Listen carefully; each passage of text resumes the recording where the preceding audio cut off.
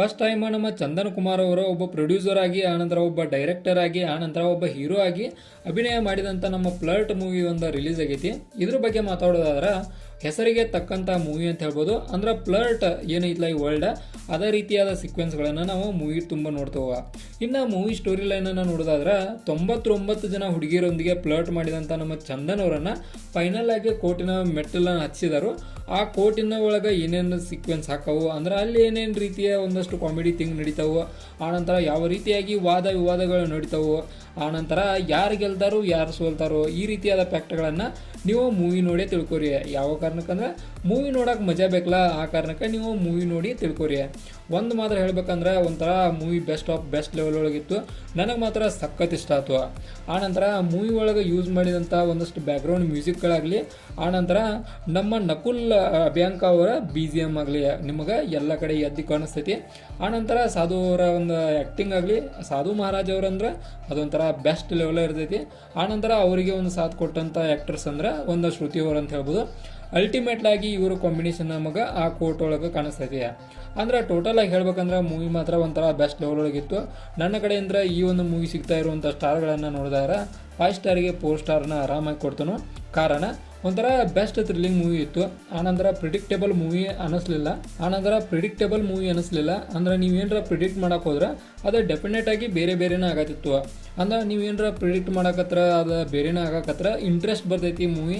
ಆ interest movie ಕೊನೆ ತುಂಬ ಐತೆ ಅಂತ ಹೇಳ್ಬೋದು.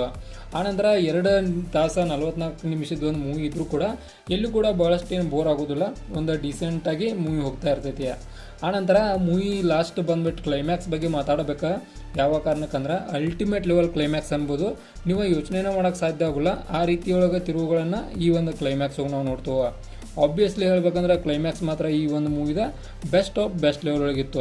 ಇನ್ನು ಮೂವಿ ಒಳಗೆ ಅಭಿನಯ ಮಾಡಿದ ಎಲ್ಲರೂ ಅಂದ್ರೆ ಕೋ ಆ್ಯಕ್ಟರ್ಸ್ಗಳಾಗಲಿ, ಆನಂತರ ಎಲ್ಲರೂ ಒಟ್ಟ ಏನೇನು ಟೋಟಲ್ ಆಗಿ ಎಷ್ಟು ಜನ ಆ್ಯಕ್ಟ್ ಮಾಡಿದಾರಲ್ಲ ಮೂವಿ ಒಳಗೆ ಅವರು ಅಷ್ಟೂರು ತಮ್ಮ ಬೆಸ್ಟನ್ನು ನೀಡಿದ್ದಾರೆ ಅಂತ ಹೇಳ್ಬೋದು. ಆನಂತರ ಚಂದನ್ ಅವರಿಗೆ ಇನ್ನೊಬ್ರು ಯಾರ ಪ್ರೊಡ್ಯೂಸರ್ ಅಥವಾ ಬೇರೆದವ್ರು ಯಾರ ಸಾಥ್ ಕೊಟ್ಟರೆ ಮೂವಿ ಇನ್ನಷ್ಟು ಚಲೋ ಆಗಿ ಕಾಣಿಸೋ ಒಂದು ಲೆವೆಲ ಭಾಳ ಇತ್ತು. ಯಾವ ಕಾರಣಕ್ಕಂದ್ರೆ ಮೂವಿ ನೋಡ್ತಾ ಇದ್ರೆ ಎಲ್ಲೂ ಕೂಡ ನೀವು ಬೋರ್ ಅನಿಸೋದಿಲ್ಲ. ಒಬ್ಬ ಪ್ರೇಕ್ಷಕನಿಗೆ ಯಾವ ರೀತಿಯಾದ ಇಂಪ್ಯಾಕ್ಟ್ ಮಾಡಬೇಕಲ್ಲ ಮೂವಿ, ಆ ಇಂಪ್ಯಾಕ್ಟನ್ನು ಮೂವಿ ಮಾಡ್ತದೆ ಅನ್ನಿಸ್ತು. ಆನಂತರ ನಮ್ಮ ಕಿಚ್ಚ ಅವರ ಒಂದು ನಾವು ಮ್ಯೂಸಿಕ್ ಕೂಡ ಲಾಸ್ಟಿಗೆ ಬರ್ದಿಲ್ಲ. ಅಲ್ಟಿಮೇಟ್ ಲೆವೆಲ್ ಪ್ಲೇಸ್ಮೆಂಟ್ ಅಂತ ಹೇಳ್ಬೋದಲ್ಲ. ಮತ್ತು ಅದನ್ನು ನೋಡಿದ ತಕ್ಷಣ ನಿಮ್ಗೆ ಒಂಥರ ಹರ್ಟ್ ಆಗೋ ಸೀನ್ಗಳನ್ನು ನೋಡ್ತೇವೆ ನಾವು. ಆ ರೀತಿಯಾದ ಇಂಪ್ಯಾಕ್ಷನ್ನ ಮೂವಿಯಿಂದ ನಮಗೆ ದೊರೀತೈತಿ. ಅಂದರೆ ಟೋಟಲಾಗಿ ಹೇಳ್ಬೇಕಂದ್ರೆ ಮೂವಿ ಮಾತ್ರ ಬೆಸ್ಟ್ ಲೆವೆಲ್ ಒಳಗಿತ್ತು. ಆನಂತರ ಈ ಒಂದು ಮೂವಿಯ ಒಂದು 1 ಲೈನ್ ಸ್ಟೋರಿಯನ್ನು ನೋಡೋದಾದ್ರೆ ಹುಡುಗಿಯರಿಂದ ಬಿದ್ದ ಹುಡುಗ ಕೊನೆಗೆ ಏನಾದ, ಇದೇ ನಮ್ಮ 1 ಲೈನ್ ಸ್ಟೋರಿ. ನೀವು ಇದು ಕನ್ಸರ್ ಮಾಡಿರಿ.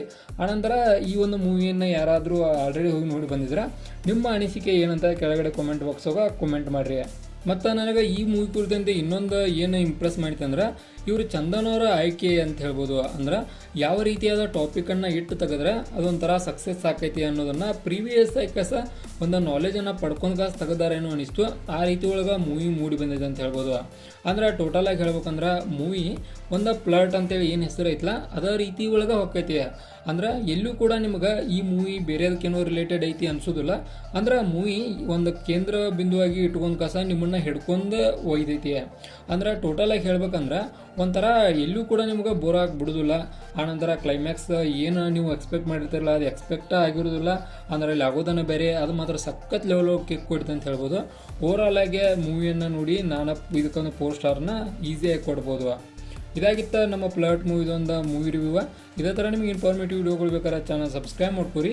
ವಿಡಿಯೋ ಇನ್ಫಾರ್ಮೇಟಿವ್ ಆದ್ರೆ ಮಾತ್ರ ಒಂದು ಲೈಕ್ ಕೊಟ್ಟು ನಮ್ಗೆ ಸಪೋರ್ಟ್ ಮಾಡೋದನ್ನು ಮರಿಬೇಡ್ರಿ.